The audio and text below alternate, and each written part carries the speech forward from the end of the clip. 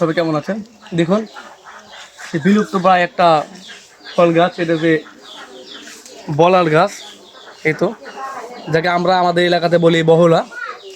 আপনার কে কি বলে, এটাতে আঠা আছে। দেখুন কিভাবে ধরে আছে গাছের আগাতে, দেখতে পাচ্ছেন। আসলে এই ফলটা আমাদের এদিকে আগে অনেক ছিল, এখন আর থাকেই না, দেখা যায় না। দেখুন কি পরিমাণে ধরে আছে বলার গাছ। দেখুন এটা আঠা আছে কিন্তু ভেতরে, এই তো দেখুন আঠা। এই আঠা দিয়ে আমরা আগে অনেক ঘুড্ডি বানাইতাম। দেখুন এটা কিন্তু অনেক আঠা, এটা দিয়ে টাকা টাকা জোড়ানো যায়, যে কোনো জিনিস জোড়ানো যায়। এবং এটা বিশেষ করে আমরা কাজে লাগাইতাম সেই আপনার ওই ঘুড্ডি উড়ানোর জন্য। দেখুন এটা কত পরিমাণে আঠা।